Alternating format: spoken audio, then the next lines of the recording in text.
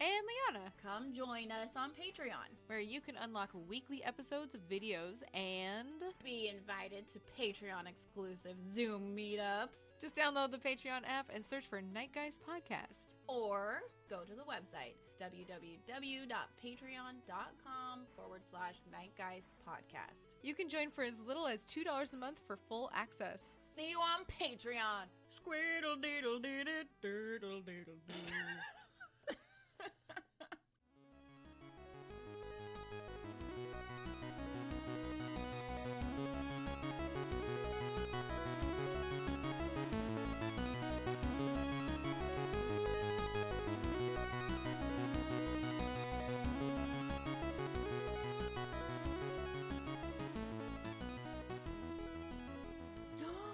No! Hello! It's Erica. And it's Liana, and this is the Night Guys Podcast. We're here to join you weekly to cover weird and spooky stuff, supernatural, extraterrestrial, cryptid, culty, true crime. And I just flipped off Erica, and that's why she made that sound. Liana always counts down her fingies for me because I need that. And guys, the one was her middle finger. And I was shook. Well, you know, it's weird. My dad actually used to count, or he would point with his middle finger sometimes. Oh, okay. I have a problem with that. Have I discussed it with you? I had a teacher that did that, and we would all be like, use his middle finger. But like when I say I have a problem with it, I've had a lifelong problem with it. Lifelong problem. I remember early on with Bobby and I when we were dating, he like pointed to like, oh no, it was to click through the radio stations, and he used that one, and something about it really makes me feel nauseous. What? My dad has pointed with. I really don't like it.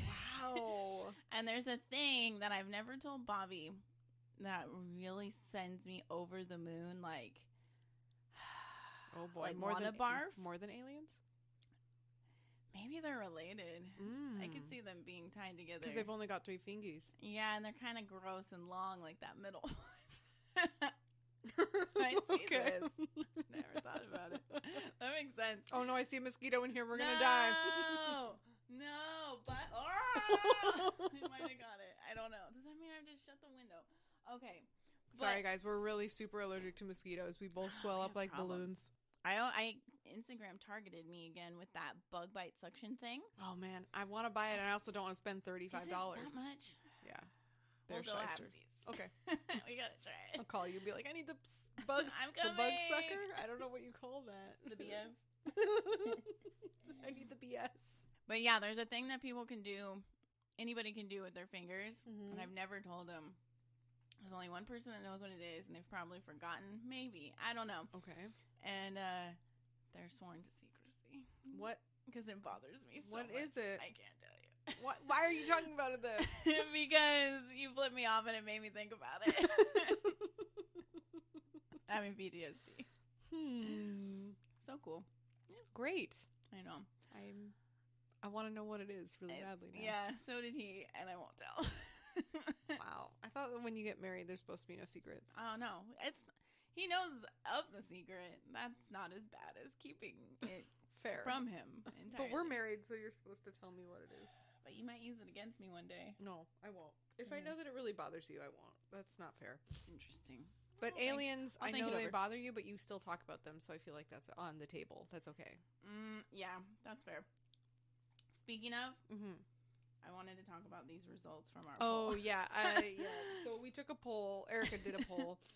The first one involved reptilians. Yeah. You wanted to know who was a reptilian, what people thought who was a reptilian between the two of us. Yeah, and I truly thought it would be close or you would landslide. No, you and landslided. It landslide me, and I don't like it. I don't understand why anyone would think I'm a reptilian if you listen to any of these episodes. Actually, but I think then they voted in favor of me having to do with the Greys. I know. I made post number 2 because I wanted to, not be involved, and I was rolling the dice in hopes that it wouldn't be me again. I voted for you simply because I knew it would make you mad. Damn it. Well, on the other poll, I voted you were a reptilian just to make me feel better. Well, then there we go. So we cancel 2 out. votes cancel. Yeah, but people think we went for you secretly working with the Greys. And can I just say right now, as I read that,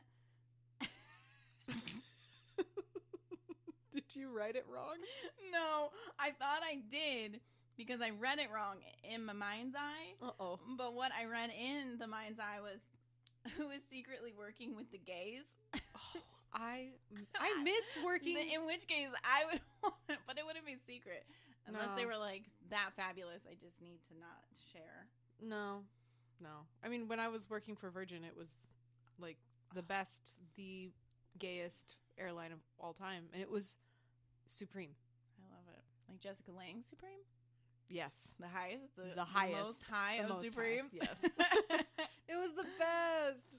And they also partied the most. I got more hungover and more drunk and more crazy with the gays. That's amazing. The gays.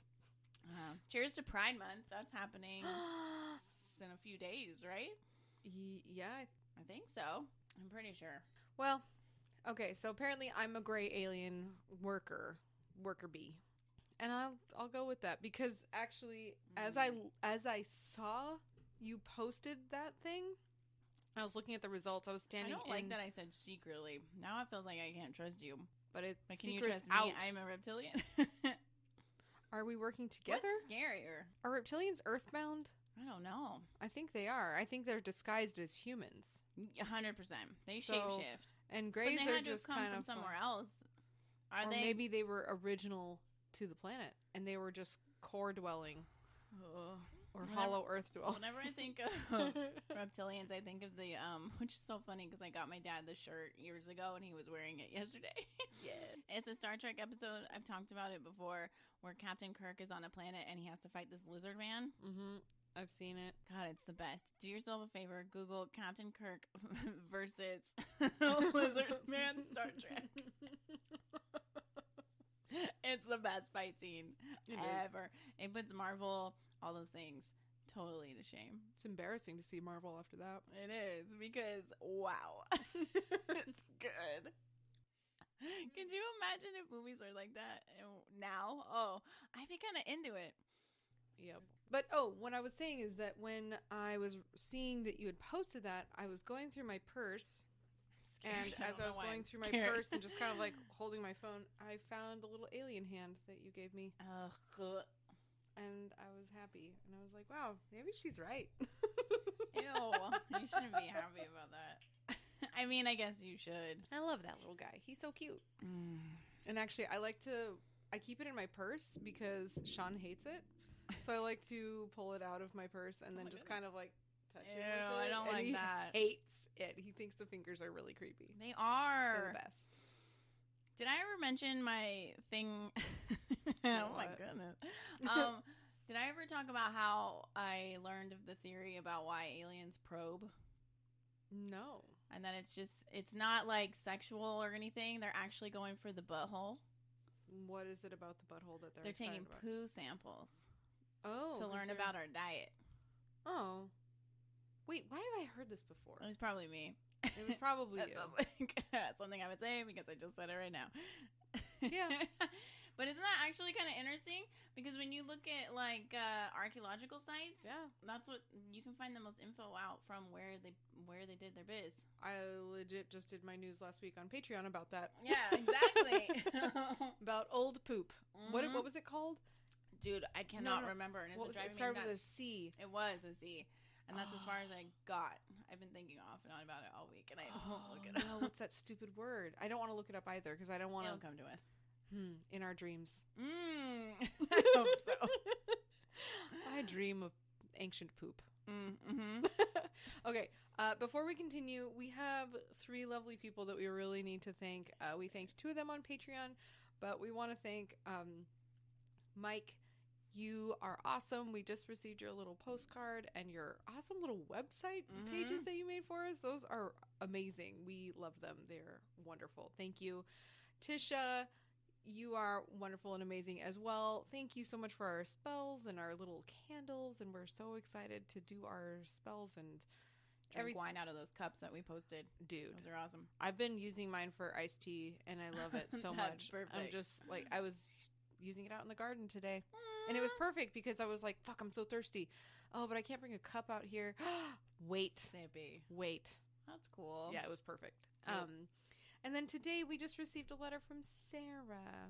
Thank you. We love your letter. And the beautiful little pressed flowers. Everyone's so awesome. I know. I We feel love spoiled. we love our peoples. Thank you.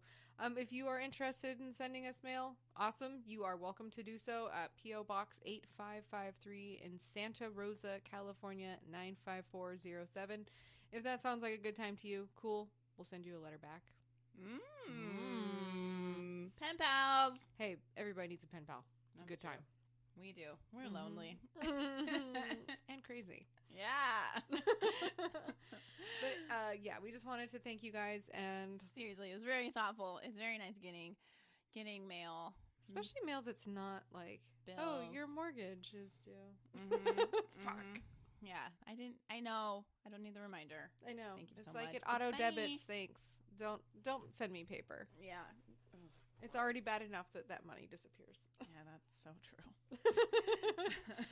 You want to start with news? I do. I Okay. have had this news for like a week, and I dig it. crazy to me. Oh my dig it. goodness. All right, guys. There's a kid, a teenager in Spain, who straight up started out digging a hole after he got into an argument with his parents. Okay, I'm into it. So he's angry teen, gets in a fight with mom and dad, and then is like, whatever. I can't go. I'm going to go out in the backyard with a pickaxe, and I'm going to let out some steam and dig a hole. So he did, except he kept going and going and going. He started when he was 14. He's 20 now. Whoa, that's a really long. Did he hold on to the grudge the whole time? No, he said he Oh. just kept going, but that Okay. would be amazing if he's fueled by anger. That sounds the like whole an time. Erica thing. What? Erica Angry queen. does not forget. I'll come back and get you. It's pretty cool. It's not like he just dug like a hole in the ground, like a dome. Like he has he has like arches. Wow, that's elaborate. And he had a lot of people come and like check it to make sure it was structurally sound and it's okay, because the city hasn't ever dealt with if this is okay to have or not, because nobody's done this in their backyard. Because nobody's been that pissed at their parents. I'm gonna go fucking dig a Yeah, hole. and I guess he's been doing it correctly, and he's fine, and it's all reinforced, and he had some masons and people, and they're all like, yeah, kid, you did good. It's between 68 and 70 degrees in there between May and September. It has a bedroom, a sitting room, a heating system, Wi-Fi for his mobile phone. So he moved out. Into the hole? And a music system. Oh. He said there's some spiders and whatnot. Sometimes snails crawl down there, but he's like, it's cool. Don't worry about it. Huh. He says, I don't have problems with them. If I have destroyed their house, I let them build it in a new place in the wall. It's no problem. Oh, Snail says thank you. That's so sweet. That's really nice, actually. He said, I've always liked to build little huts. I live in the countryside, and often when I found abandoned wood there, I would build a nice house. Wow. I did not want to be on the ground anymore, but in the air. The last evolution was the underground hut. I was a kid with a lot of imagination. Wow. I know. It's pretty crazy. I'm kind of impressed. Not kind of. I am impressed. He dug by hand. Later, he had a bucket and pulley system. And he just started learning more about how to do it. And he's documented it all, I think, on his Twitter. He's Kokomo with K's. Cute. And he reinforced it and has vaulted ceilings, columns in case it collapsed. He's only spent $60 doing this whole thing. He's done it all for soups cheap and just used what he had around him. Good for him. That's awesome. I know. I wonder if he's actually going to take this later in life and become a builder or an architect. He should. Yeah, he's got his little shelf there, charging his iPhone. I like him. He's cool. Yeah. I like that it started because he got angry. But you know what I like about this is that he got angry because he couldn't go somewhere, but he didn't just go screw you guys, I'm going anyway. He actually listened and was like, fine, go in the backyard. I'm going to fuck up your yard. Yeah, but I appreciate that he listened and was accepted it. Good kid. Yeah, so he's a good kid. He's not a shit. Yeah, he didn't really get in a fight. He just, fine, I'll go do this then. I'm mad. He sounds very sweet. I like you. I salute you. What's his name? We don't know. I don't know. Okay. Cool guy. All right. Well, that was in Spain. Mm-hmm. Well, this is Australian news. Cool. I'm just gonna read this article because I only skimmed it and I don't have it memorized like you did. kind of memorized. How dare you? Okay, so an intriguing series of thermal images taken in an Australian national park may show the country's version of Bigfoot, known as the Yowie, lurking in the wilderness. The eyebrow-raising photo... Lurking. That implies Yowie. Okay, hold on. That implies nefarious activities by Yowie. Yeah, I don't like this presumption. First of all... Oh, he could be just sauntering. So many things that just went through my mind all at once. I'm combining 3 sentences at once. Okay. Okay, rude. Second of all, okay, if you start with just Bigfoot and the Yowie, so we have American Bigfoot, Australian Yowie.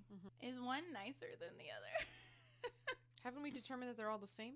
But I mean, like, including the but Nepalese we're all just Yeti? People, but some, and by some I mean many, would argue Australians are probably nicer than Americans. So do you think that applies to Bigfoots? Big feets? Probably. Did you just miss your mouth? No, but it was close. We're still eating olives, guys. We can't help it. I think this jar is going to disappear. Mm-hmm. It's possible. 5,000%. Hashtag no regrets. And guys, if you're at home listening along and you have olives, please pause. Go get some. Get a really long skewer for shish kebab. And use it on them olives. Because that's what we're doing. And boy, do I feel fancy. It's a good time. It's getting a lot harder to stab. Oh my goodness. No, I can't. No. They're so good. We got the kind with the pepes in them. Oh God, I've so far stabbed 2 of them and not.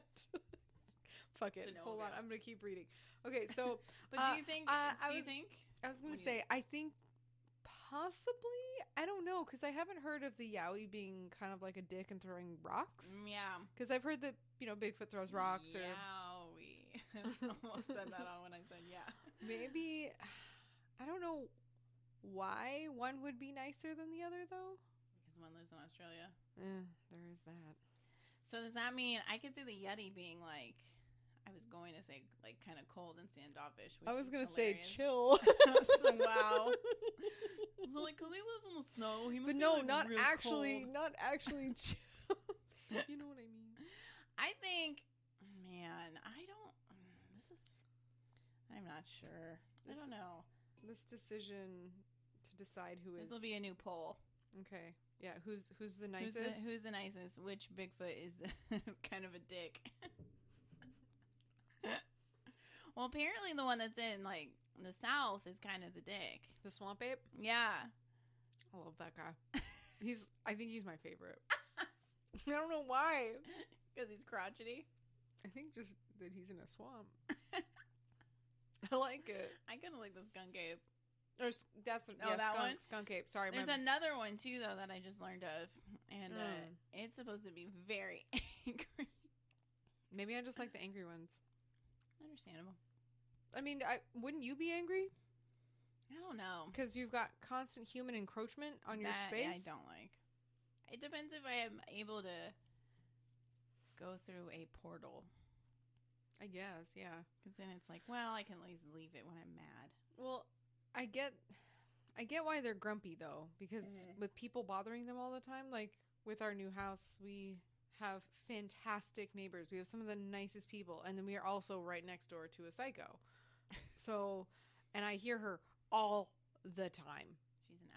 She's an outside speakerphone talker. No. Oh, yeah. So every time she starts talking, I use the shop vac in the backyard. I just leave it on. Sean actually told me about using this tactic. He's like, oh, it works. She goes inside. I'm like, that's a great idea. And it works. That's so funny. It's like a spray bottle. Yeah. And then I heard her saying something today about how new neighbors need to be nice unless you want to create problems. I heard her talking very loudly, like she knew I was out there because I was watering the plants, and I could hear her talking to one of her little cronies that comes over. Oh my god, what does she think? She hasn't even met you guys. I know. Whatever. Oh, wow. Whatever. She can go back to her QAnon meetings and just, I don't know, go down that rabbit hole. Yes, guys, I have a QAnon neighbor. Updates to follow. With other weird things. I know I told our Patreon people, but she believes in giants. I mean, like I said, I kind of do too. No, but she was like yelling at one of her guests over the fact that the giants were killed by the Great Flood, and she was yelling at him about the Great Flood, and they were literally talking about the same thing and agreeing, but she wanted to yell at him about it. Talk to her. And then she also yelled at her cat, and I didn't like that. So, like, this is my thing. In case anyone wants to know. As I get another olive. Okay, so, like... This is my thing. So, I think I also mentioned on Patreon... Sorry, I'm eating, and I know this is, like, the most annoying thing people can do on podcasts, but, guys, these olives are really good. They're bomb. Okay. Esme loves dinosaurs, and we have...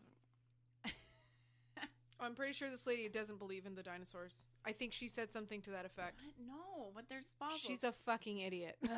Okay, so she loves dinosaurs, and we've been watching a lot of this show with this little girl who's amazing, and she has dinosaur friends, and it's very good, and she's very smart, and it's very educational. And in the episode we watched, there is a dinosaur, and she's trying to figure out who's, like, the one that would win in the fight by whatever. It doesn't matter. Sure. I never thought about the fact that there are prehistoric snakes and that they're insanely huge. Oh, yeah. Mondo. Like, insane. Like, they make Anaconda in the movie Anaconda look like tiny. Spaghetti noodles. And it's, like, crazy. Biscotti. And this is, like, 2 days ago. We're watching it. Like, when we woke up, we're kind of watching it in the bed. And Bobby was there, and I was like, whoa, I've never really thought about snakes being that big. And then we were looking up, like, what other animals were huge back then? Oh, my goodness. Mosquitoes. And then I was like, we were talking about it, because then giants came to mind. I'm like, well, isn't that weird that if everything was big, there's some kind of version of, like, a big humanoid walking around? And I don't think there were really... Well, there were, like, saber-tooth. And they were big for sure, but they weren't like those. Today's animals are still decently sized. Wasn't the elephant like ginormous too back then? I think it was maybe like double in size. But I've read somewhere that the greater amount of oxygen that was on the planet also led to more evolution as well as larger sizes. And as I think this is correct, as the oxygen levels decreased, they were like get smaller. Oh, weird. I think it was oxygen levels. Somebody who knows, I'm still believing somebody who knows more science than me is currently screaming, and I apologize. I'm going off of a very foggy memory. But yeah, so I mean, I don't know. My neighbor's she's a fucking moron. That's all I have to say about it.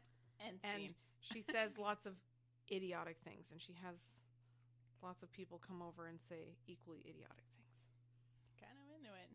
You got to come over and we can drink and secretly listen and laugh hysterically.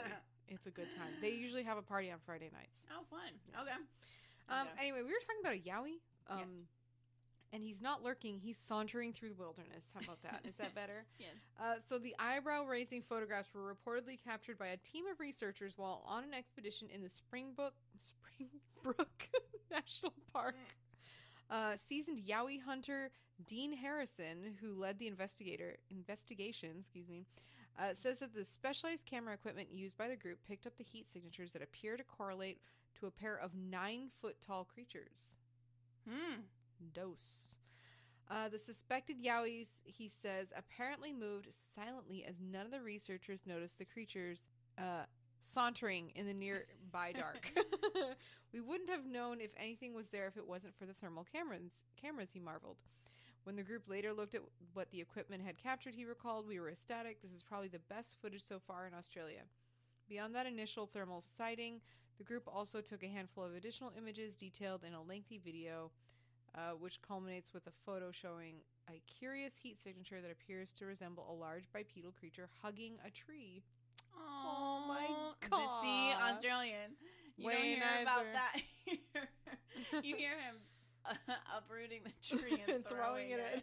It's like, get the fuck out of my forest. Just answer my question. We could have saved ourselves that whole conversation. Yeah.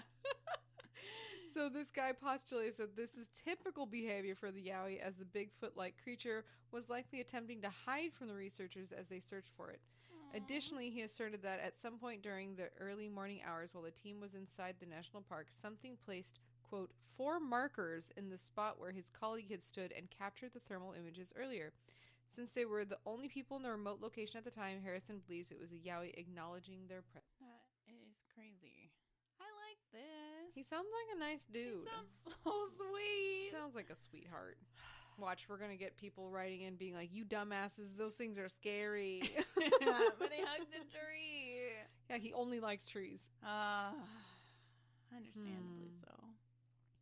I like that he only showed up on thermal imaging stuff. That's cool. I wonder if they looked for footprints, though, in I would those hope spots. so. But then, if he's a seasoned, He knows what to he knows do. how to walk and cover his tracks. I like it. Well, we're going to move on to our main subject, and this is actually going to end up being a 2-parter because it's vast and a huge timeline, and we want to do it justice because I just moved to Santa Rosa after not living here for many moons. A period of time. We're not going to talk about that time, and now I'm back, so why not talk about this one horrible... Not one, multiple cases that could have been perpetrated by the same person. Yep. What's crazy is we haven't heard about this true crime, whatever you want to call it, but a series of murders that occurred in our hometown. I'd never heard of it, and I never heard anybody mention it. Like, it was not at all familiar. I asked my mom about it, and she was like, "What?" There you go. Yeah, same. I asked my mom too. Like, your mom didn't know about it? I mean, she wasn't here. Doesn't matter. Your mom knows things. Far away. Yeah. Erica's mom is a true crime fanatic. Yeah, seriously, she is. She's telling me about 2 true crime. We're the crew tribe. She was telling me about 2 that she just watched, and I hadn't heard of them either. And I don't know. She knows too much. She must be stopped.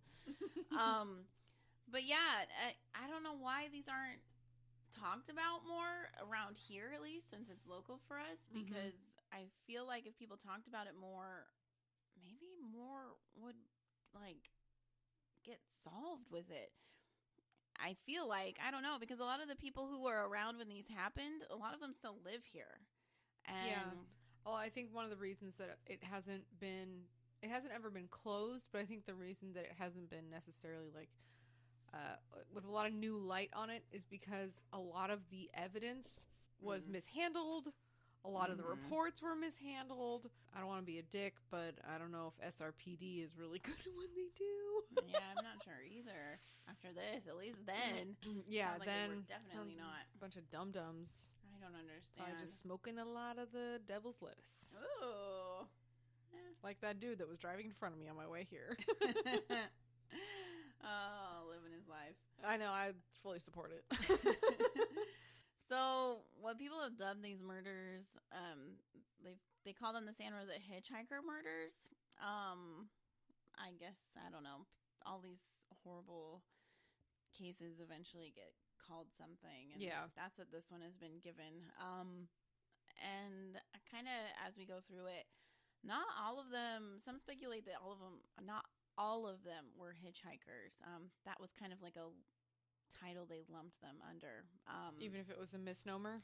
Yeah. Okay. So, like we were saying, this started in the 70s. So you kind of got to put yourself in that time and space. So things were a lot different then, and obviously, and it's right after Woodstock. Everyone's got their cute bell bottoms on. And everybody is kind of a little more free, a little more trusting, not as not like today. No, like your parents could drop you off somewhere and be like, okay, you should get a ride home with your friend or, whatever. Or they're not hanging around to watch you. No. You getting dropped off. Which and parents are going home for 5 o'clock. I don't know how old I was when I was allowed to be like dropped off somewhere, but it was definitely not 12 and 13, which is Hell like the no. majority of how old these kids were. I mean, they're babies. You're not that old.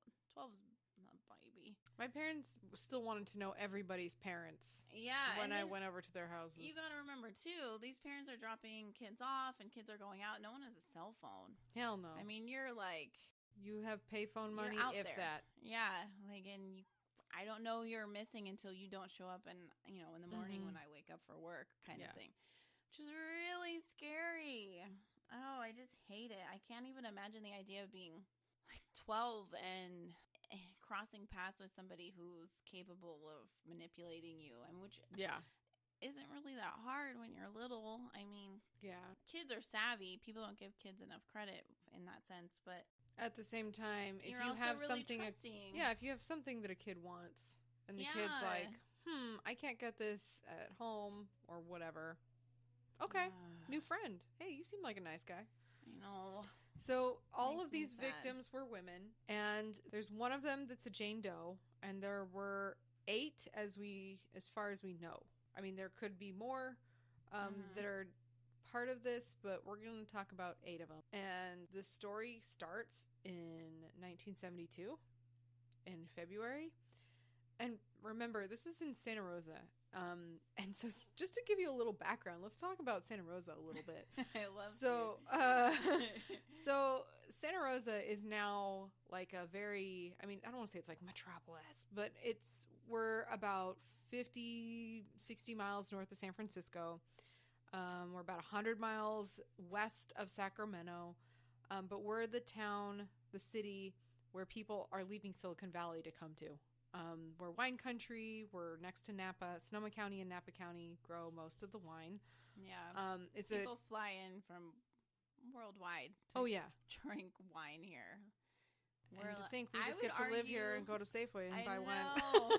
Like, I would argue we are like, you have to be like the most winiest of wine places in the world, Totes. Right? We're up there. Yeah. Yeah, and it's an ag belt, like we've got like a Mediterranean climate, so a lot of farmer.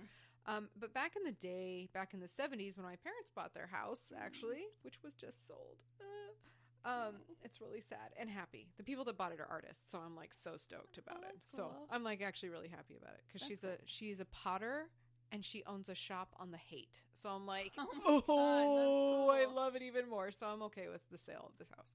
Anyway, the 70s here, very different because right now, like, we have a Nordstrom, we have a Whole Foods and a Sprouts and a Trader Joe's. It was bare bones here. Yeah. The things that we have now, like, it was like there was the Coddingtown Mall, and that was the mall with like a J.C. Penney's or whatever the fuck there was back then. I don't even know.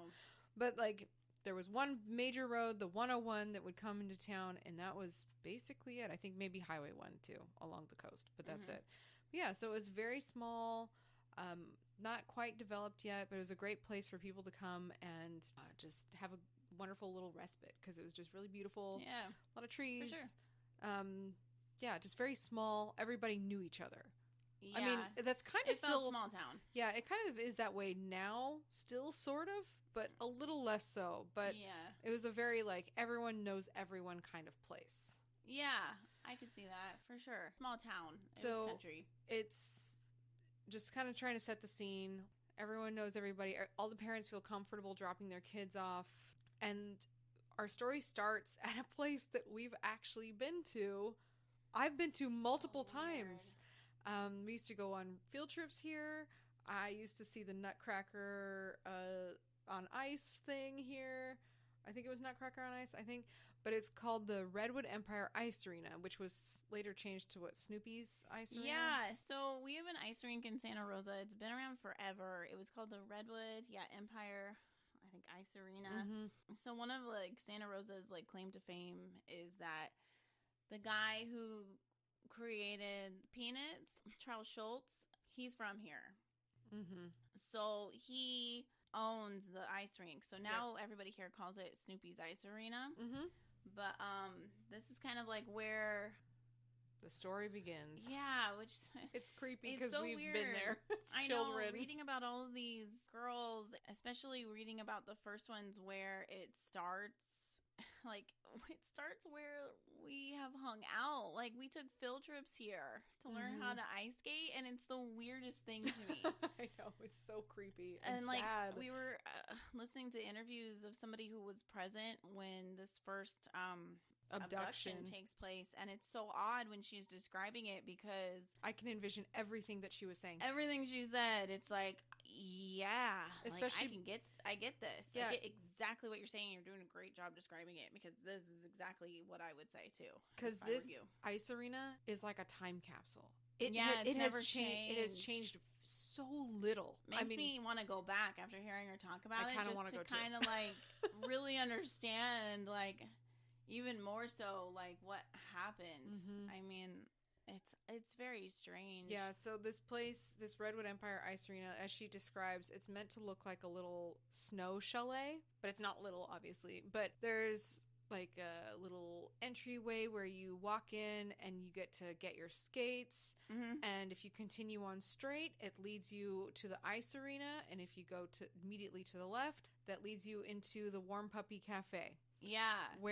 That's where these girls were hanging out with this girl that we were listening to an interview for. Yeah. And these two girls that went missing, they were Maureen Sterling and Yvonne Weber. So Maureen was 12 and Yvonne was 13. And according to this woman that we were listening to, her name was Mary? Yes. Mary. These two little girls, they were kind of like wild children. But not like bad. Just they were fun. They were fun girls that they were popular. They were they wanted to be older than they really were. Yeah. Which every little girl does. 13-year-old does. How it is.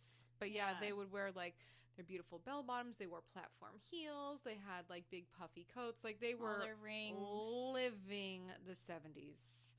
So cute.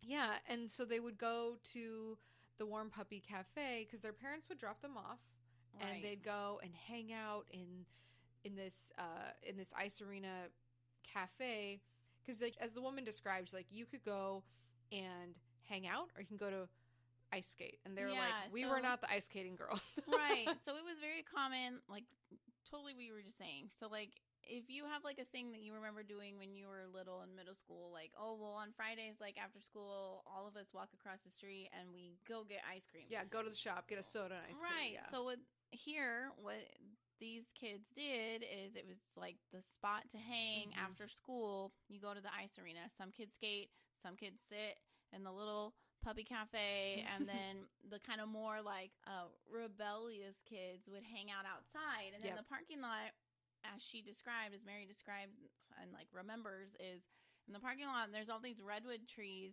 or pine trees, like whatever they are. They're like Christmas trees, like really tall redwoods. And they planted them all to look like a grove. Yeah, and to make it look like kind of like wintry and Christmassy, because it's like, oh, you're gonna go ice skate and kind of build that whole like ambiance. And so there's a bunch of them that were there, and that was the redwood grove. And that's like where the little bit more like, oh, we're going to hang out outside. We're not even going to be inside. That's where kids would totally go to smoke pot or make out. Yeah, like, cool, whatever. So this was one of those times where all the kids were there. It was, like you said, February 4th. And two of the kids there were Maureen and Yvonne and Mary, among others. And Mary said that there weren't a lot of adults there. She said that it was mostly kids because back then, you know, like, your parents drop you off and then they're just like, we'll pick you up at 11. Yeah, and that's how it was. And kids waited around till their parents showed up or they went home with one of their friends. And that's not what happened this night when they were there. How it goes is Maureen and Yvonne were hanging out. They were in the redwood grove. And what was interesting, too, when Mary recounted what happened is she said that the redwood trees, they didn't prune them. The limbs went all the way to the ground, so it was really hidden. Like, and it was funny she said that because I was thinking, like, I was picturing it how I know it, and now they're 12 pruned feet up, off the ground. Yeah, so you can't hide in there. And I wondered when she said that if that was one of the reasons why. It's possible. Oh, buddy. Like, it's okay.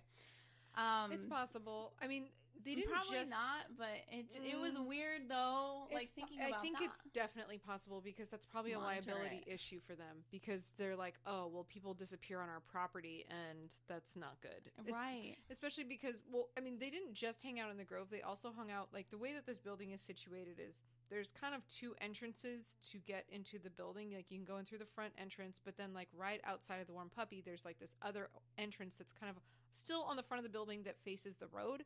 Because the guys that were interviewing her asked her, like, if somebody drove by, could they see the people hanging out front? And she was like, well, yeah, because, I mean, you can see in through all these big windows. You can see there's a bunch of kids in there.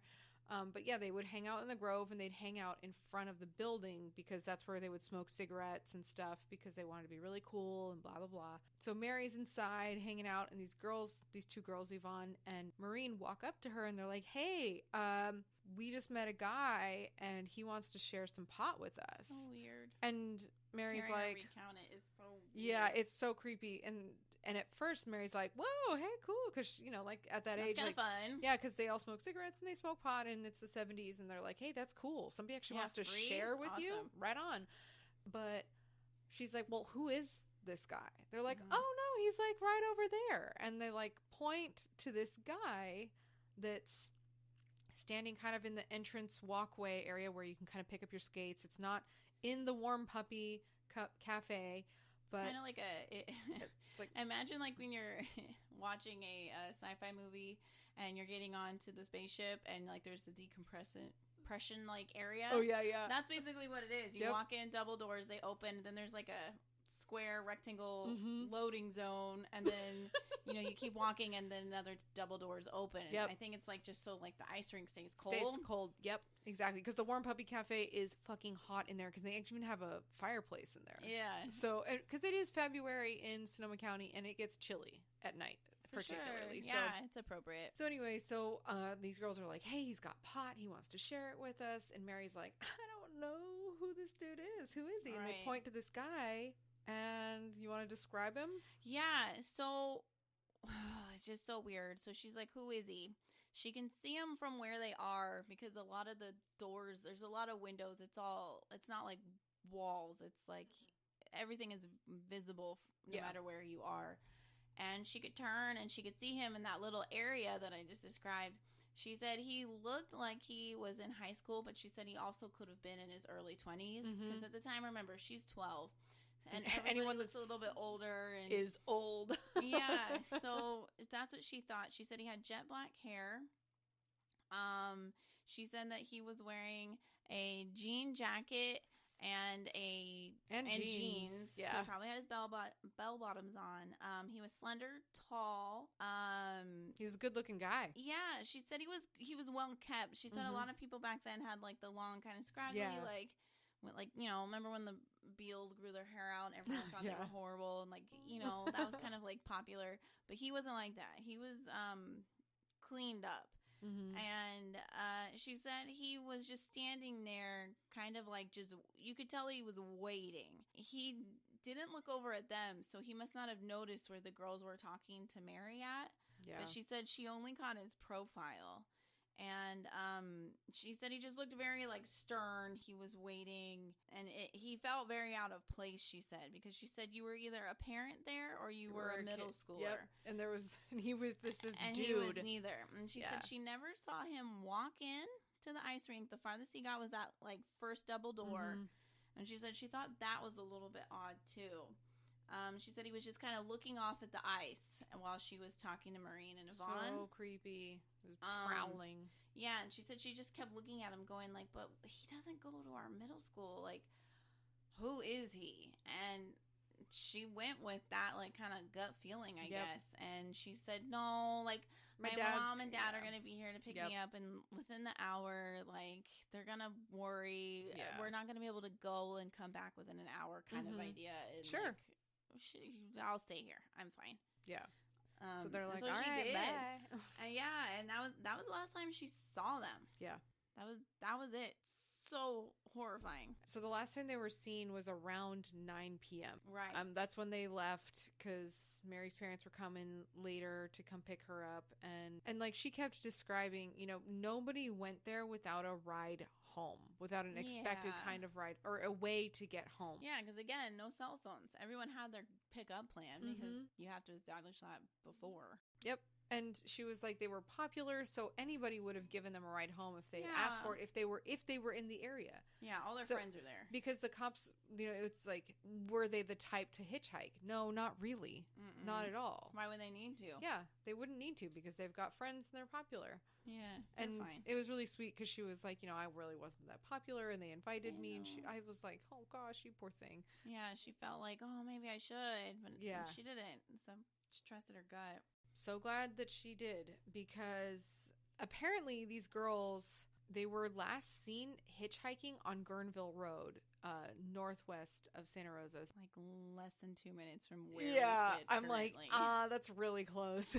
And it's really close to where they were too. I mean, it wasn't far from where they were about seen. Like 8 or 9 minutes from Snoopy's Ice Arena, and we're like seriously like 2 minutes from Guerneville Road. Yeah. And Snoopy's, like, I know that the guys that were asking, what was the podcast called? I can't remember that we were listening to the interview. Jensen and Holes. Squad, yeah, what they're called. They are awesome. I mean, you should definitely listen to the interview. It's super interesting. I just want to give them credit because that interview was huge. She's when I was looking amazing. through things to research, I was like, oh, they have an interview with somebody who was there for one of like. What? And it was really good. The crazy thing was that the cops, when they asked the kids anything, they were just asking, do you know where they are? And they asked no fucking follow-up, which drives me nuts. They were the just girls like, are missing the next day. You know, everyone, their parents, and everyone's like, what's happening? Mm-hmm. And when the cops come to talk to all the kids at school, the only question the cops have is, where's their runaway, like, spot? Because especially, it sounds like in the 70s, if kids went missing, it's like, oh. Assume runaway. Runaway. Yeah. So just where's the place they run to? Let us know. Yeah. Because we'll go get them right now. And it's like, no. And it's so frustrating, like Mary said in the interview with them, is that if they had just asked her, when did you see them last? Did you notice anything strange? Yeah. She could have been like, hey, weird guy said he was going to smoke pot with them and somewhere? She didn't want to volunteer that information because she didn't want to get them in trouble. So if they had asked her, sure, she probably would have answered. But at the same time, when you're a scared kid, you're not going to do that. So like, I totally get why she didn't spill until now. Yeah, and it's confusing. And then she's probably maybe second guessing herself too. Like, oh, maybe he was just a guy. Like, whatever. Yeah. It's fine. Yeah. So they'll be home. I just really feel for her. I do too. It's really frustrating that they didn't. That's their question. Yeah. That's the one Where did question. Do you know where they are? No, we don't. Obviously. Dum-dums. Shit. Like, interview the kids. The kids are stupid and they know nothing. Yeah, exactly. Obviously. So, anyway, unfortunately, these two girls, after they were last seen hitchhiking, so this was in February of 1972, their bodies were found on December 28th of that year. Yep. And they were found 2.2 miles north of Porter Creek on Franz Valley Road, which is, it's kind of north of Santa Rosa. They were found in this area that is, it's called like Mark West Springs. If you've heard of Calistoga, it's west of Calistoga, but it was in, I don't want to say the middle of nowhere, but kind of the middle of nowhere. Like, probably then especially. Yeah. Oh, yeah. Definitely. Like farm country, maybe, probably just a lot of trees. Yeah. Sure. And unfortunately, their bodies were found there they were down a steep embankment about 66 feet off the east side of the roadway. And they found an earring, orange beads, a 14-karat gold necklace with a cross were found there. And of course, at the time, they couldn't determine the cause of death from the skeletal remains.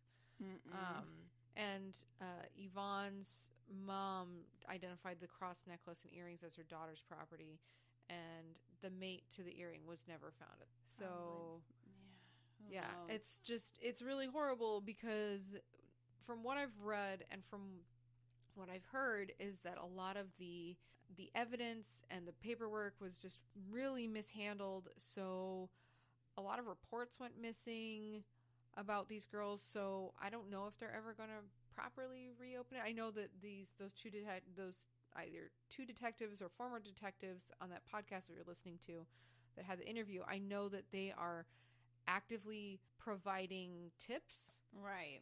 to law enforcement about this. So, I mean, if anybody that listens is local and for some reason you know or you've heard somebody talk about this case and they were there, they have basically a tip line open because they're basically doing the work for cold cases that cops don't have time to do. Right.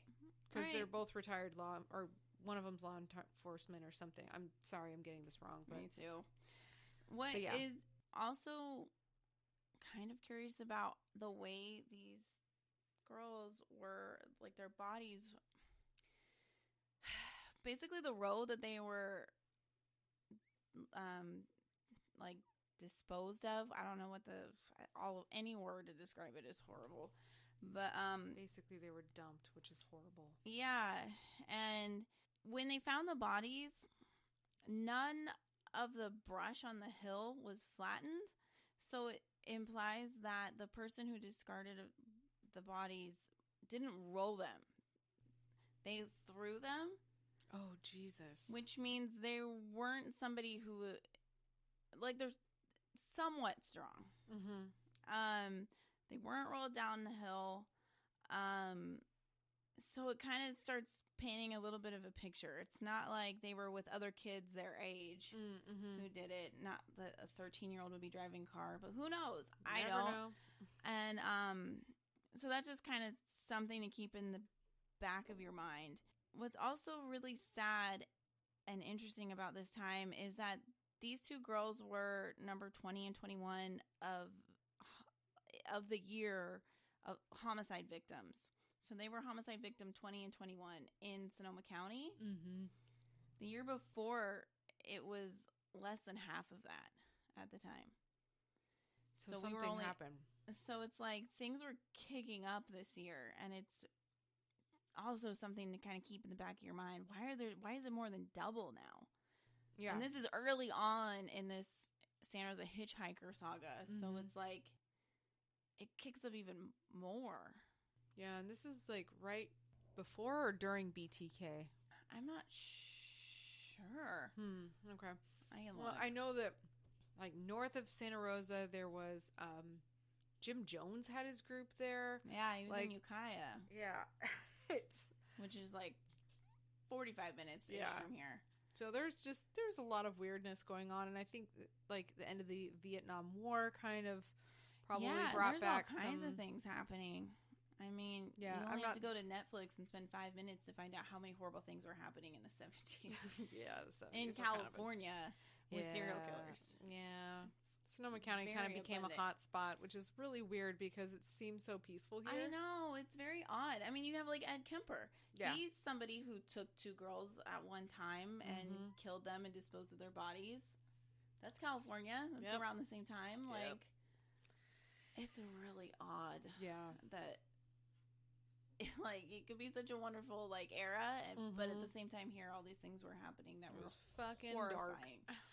So before Maureen and Yvonne's bodies were discovered, but after they were reported missing, so within a month on March 4th, so remember month, like same thing, which is also very, I know like some things are coincidence, but some things aren't. It's a little weird that it was February 4th and that she was missing on March 4th. Yeah, I think that's strange. It's a little odd. So exactly a month apart, 19-year-old Kim Allen left her job. She was working at a health food store in Larkspur. Again, not at all far from where we are in Santa Rosa. Nope. It was at 5 p.m. she left. Kim's mom and one of her teachers at the Santa Rosa JC told her, like, please don't hitchhike, please, like, I don't feel good about it, but she didn't listen, which is really horrifying, because the idea of somebody I care about hitchhiking just worries me. It I don't stresses even like me getting in out. an Uber or a Lyft by myself. I won't Nope. do it. Partner it's too only. scary. So it was the evening of March 4th. She was hitchhiking to get to Santa Rosa. She did this often. 2 men gave her a ride but let her out at a northbound on-ramp at about 5:30. The next day, her body was found in a creek bank just off a road about 8 miles southeast of Santa Rosa. She, like the other 2 girls we just talked about, Maureen and Yvonne, she had no clothes, no scraps of clothes found, and there was evidence of sexual assault. However, there were no other obvious injuries except scratch marks.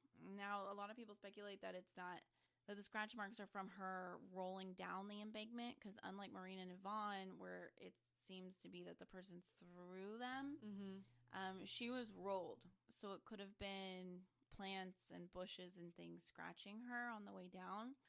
There were marks on her neck, wrists, and ankles from this. There were marks on her neck, wrists, and ankles from wire or rope also. So she was tied up.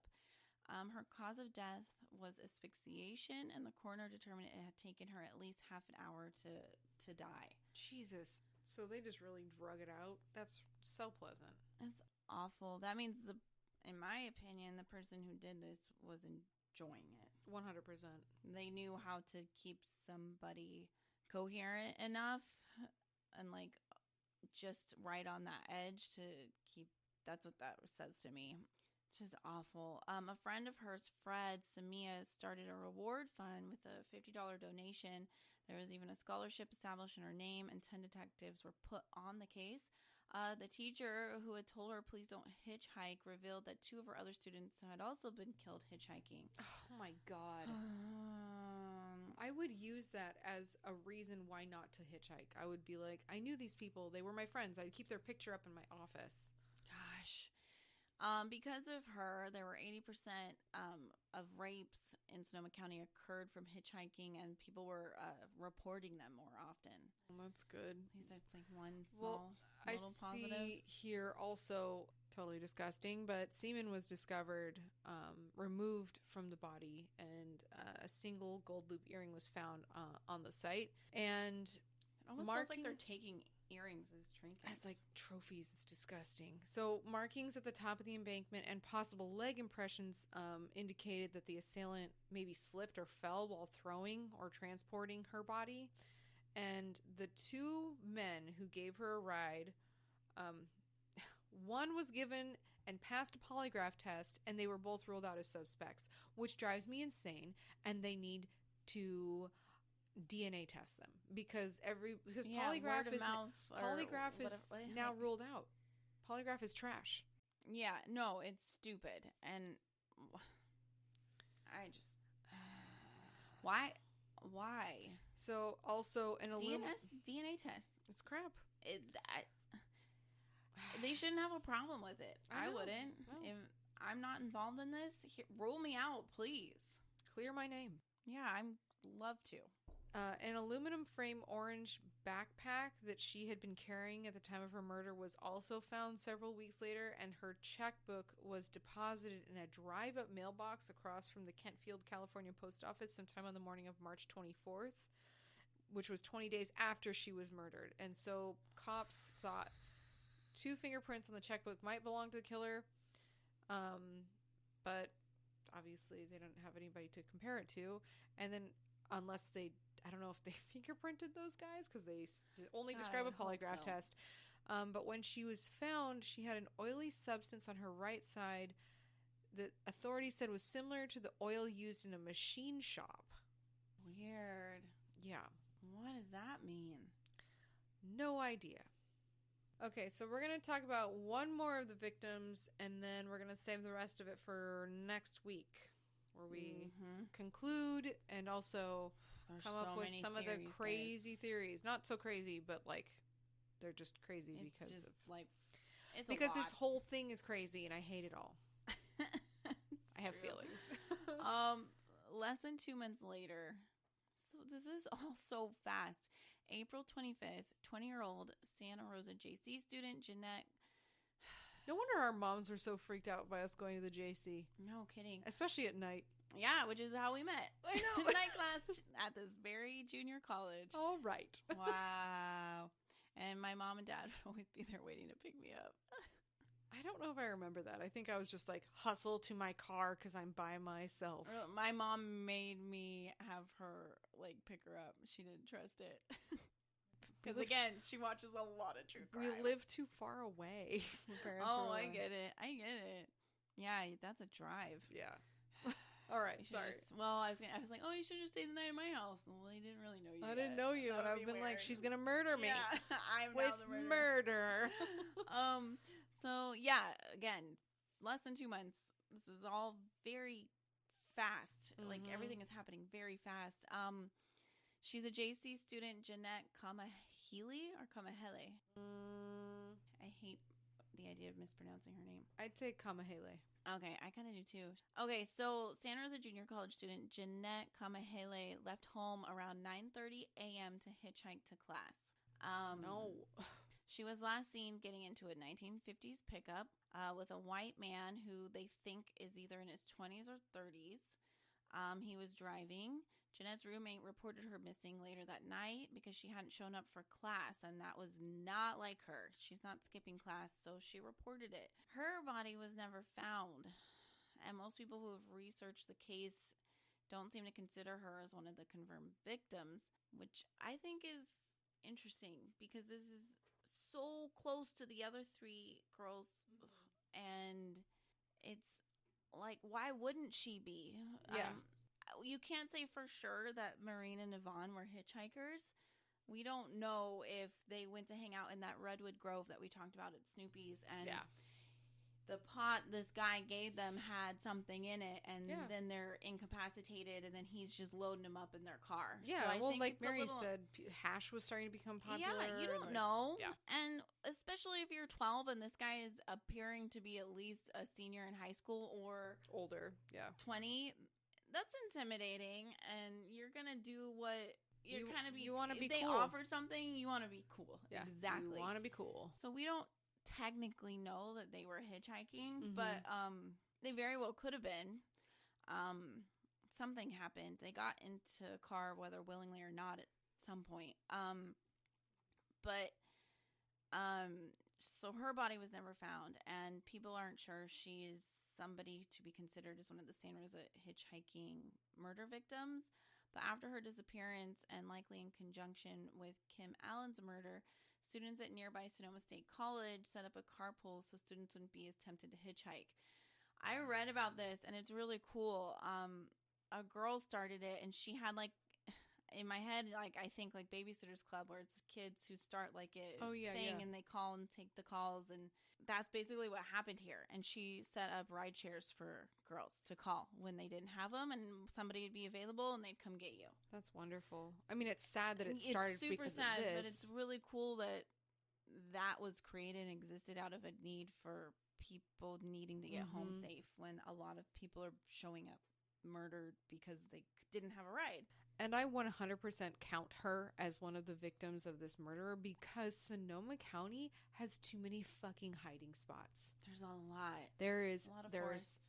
Tons of forests. There's lots of rolling hills that are just vast that nobody fucks around with. Like there's just a lot of empty short little drive to get to the beach.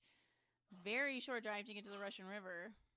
A lot of crazy properties that are owned by people that they fuck off and don't even acknowledge their property. So, like, I mean, my friends and I used to trespass on people's property all the time because they're like, oh, they own it, but they own it, but they don't have any houses here. Yeah. It's just open fields. So she guaranteed is somewhere, unfortunately, out here, which is really sad. But I just wish she would be considered as one of the victims and included here. I agree. I completely agree. Sonoma County is a beautiful, deadly place. Apparently, I just don't even. I don't know. Well, guys, we're gonna conclude this next week because there's just a lot more to cover, and we really didn't want to rush this because what better way to welcome me back to Sonoma County than to Reminiscing talk about about one of the most brutal, horrible things that have ever happened here and is still unsolved. And thankfully before our time. But, you know, there have been horrible things that have happened since we've lived here. Or Yeah, for sure. Like my eyebrows in third. Yeah. My eyebrows are still suffering from that. They're just, I can't even talk. They're so bad. I'm still trying to fill them back in. Mm-hmm. Yeah. Okay, guys. Well, join us next week when we continue our talk about the Santa Rosa Hitchhiker murders. Again, thank you to Jensen and Holes from the Murder Squad and the interview with Mary. She's a local lady. So yeah, she's thank here. you, Mary. And I hope they get more info. Hopefully more people are able to call in and give more insight. But yeah. All right. Well, this is the Night Guys podcast. I'm Liana. I'm Erica. All right. Bye. Bye.